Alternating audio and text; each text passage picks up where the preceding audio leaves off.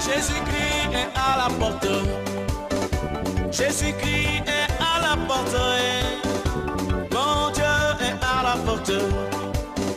Jésus-Christ revient bientôt. Jésus-Christ est à la porte. Sorcier, repens-toi. Adultère, change de vie.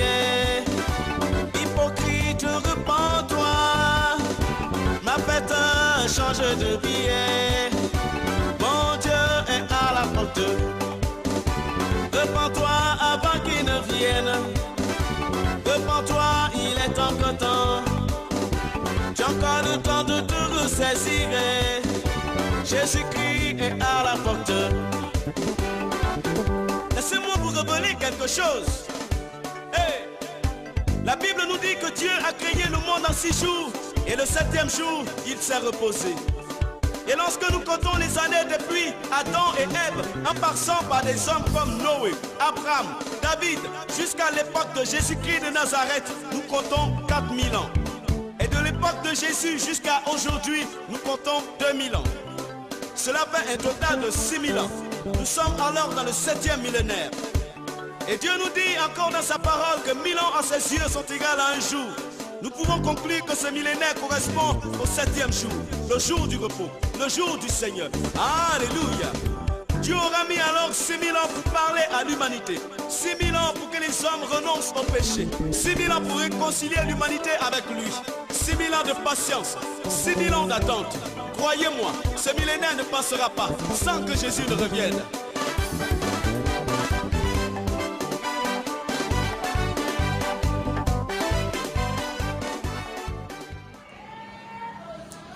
Shalom à tous, je suis la sœur Andrène du mouvement du réveil de la sanctification du corps, de l'âme et de l'esprit.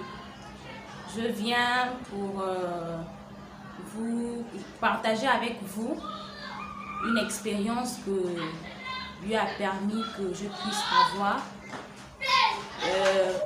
Avant tout, nous allons d'abord prier. Nous allons prier. Présenter ces moments entre les mains du Seigneur. Éternel notre Dieu, notre roi, nous te disons merci. Merci parce que c'est toi qui permets toutes choses. Merci éternel mon Dieu, mon roi, parce que tu as permis aujourd'hui que je puisse donner cette révélation. Et que ma prière est que cette révélation puisse toucher les cœurs de tout un chacun. Et que tout le monde se rende compte, ô Dieu de gloire, par ton intervention divine, que Seigneur éternel, mon Dieu, mon roi, l'enfer existe. Seigneur, dans le nom de Jésus, dispose les cœurs de tout et chacun et que toi seul encore sois glorifié et que toi seul encore vienne prendre le contrôle dans le nom de Jésus-Christ. Amen. Pour commencer déjà, je m'excuse parce que cette révélation date de 2020. J'avais lors d'un songe, Dieu m'avait amené faire une expérience. Donc cette expérience, c'était question, en fait, je m'étais retrouvée chez une amie et tout à coup, nous avons commencé à entendre vraiment le tapage à l'extérieur de la maison, des personnes qui criaient, des enfants qui hurlaient. C'était je pourrais dire des policiers, l'armée, qui rentraient dans les maisons. Ils rentraient dans les maisons. Ils prenaient toutes les personnes qui s'y trouvaient dans ces maisons-là. Ils les emportaient avec eux. Et moi, en fait, ma crainte dans cette expérience, c'était que j'avais laissé mes enfants à la maison. C'était ça ma préoccupation. Et je faisais tout pour vraiment retrouver les enfants à la maison. Et malheureusement, il est arrivé qu'ils sont arrivés là où on s'est trouvé, ils nous ont embarqués. lorsqu'ils nous ont embarqués, ils nous ont emmenés dans une grotte. Dans une grotte. Et lorsqu'on est arrivé, c'était des camions. Beaucoup de personnes attendaient chacun son tour. Lorsqu'un camion arrive, il les fait rentrer. Et les personnes qui étaient à l'intérieur restent et le véhicule ressort.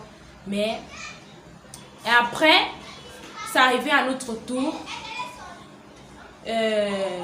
Avant qu'on ne puisse rentrer, on était déjà à l'entrée de la grotte. Avant qu'on ne puisse rentrer, j'avais un téléphone. Je voulais appeler pour qu'on vienne me sortir de là.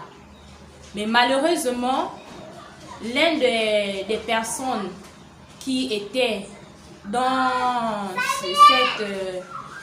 cette organisation avait suivi mon geste. Il est arrivé, s'est approché de moi avec une très longue machette qu'il m'avait mis sur le côté. Et je souligne déjà que après qu'il m'a mis avant, oui, je pense, avant on est rentré, lorsqu'on est rentré, excusez-moi, lorsqu'on est rentré dans la grotte, la particularité de cette grotte à l'intérieur, c'était qu'elle était divisée en compartiments. Il y avait des grilles et des personnes étaient dans ces compartiments en fonction de leur péché, en fonction de ce qu'ils avaient fait sur la terre. Et vraiment, c'était horrible, c'était vraiment horrible. On torturait des personnes, même des enfants, Et je me rappelle que avant qu'on ne puisse me faire sortir, il y a un qui avait attrapé un bébé, un nouveau-né, et l'avait vraiment découpé en deux. Et ça m'avait énormément touché, ça m'avait bouleversée. Et c'est alors que je m'étais retrouvée, on m'avait amenée à l'extérieur. Et quand je suis arrivée à l'extérieur, j'étais dans le camion. Le monsieur, c'est à ce moment que je m'étais rappelé, excusez-moi, que je m'étais rappelé que j'avais le téléphone et je voulais appeler pour qu'on vienne me sortir de là, vu que j'étais déjà traumatisée. Et le monsieur a suivi le geste, il s'est rendu compte que j'avais un téléphone, il est arrivé avec une longue machette, il l'a mis sur le côté. C'est comme ça qu'il m'avait dit que si tu veux que je t'enfonce ça, appelle. Et naturellement, j'étais effrayée, j'avais vraiment peur. Je lui ai remis le téléphone. Et après, il m'a dit, je te laisse partir. Je t'envoie comme un messager. Tu pars comme un messager pour aller dire aux gens ce qui se passe ici, ce qui les attend. Donc, c'est à ce moment-là que je m'étais réveillée, vraiment très en sueur, et je pleurais parce que l'expérience que j'avais vécue ce jour-là m'avait mis dans tous mes états. Vraiment, je ne le souhaite à personne, vraiment à personne, que nous puissions aller, malgré que beaucoup de personnes disent qu'on prie, mais qu'au final, on va se retrouver là-bas. On va prendre un verset qui est dans Éphésiens 5, verset 16. Rachetez le temps, car les jours sont mauvais. C'est pourquoi ne soyez pas inconsidérés, mais comprenez quelle est la volonté du Seigneur. Rachetons le temps. Rachetons le temps, car les temps sont finis. L'enfer existe, et que si on ne mène pas une vie selon la volonté de Dieu, si on ne mène pas une vie de sanctification, de repentance, on ne marche pas selon la parole de Dieu. On dit qu'on est chrétien, on a un pied à l'intérieur, un pied à l'extérieur. Mes bien-aimés, mes frères et sœurs, voici ce qui nous attend. Voici ce qui nous attend. Si seulement nous mourrons sans que nous ne puissions non seulement nous repentir, sans que nous ne puissions mener une vie de sanctification. Donc, repentons-nous. Nous avons encore le temps. Aujourd'hui, Dieu nous a encore fait grâce. Saisissons cette grâce-là. Non pas pour faire des choses qui ne glorifient pas le nom de Dieu. Non pas pour vaquer à nos occupations. Non pas pour aller boire, fêter, aller dans les snacks, des boîtes de nuit. Mais c'est le temps. Le temps est arrivé maintenant qu'on puisse se repentir. Le temps est arrivé maintenant qu'on puisse s'attacher à Jésus-Christ. Paix et grâce.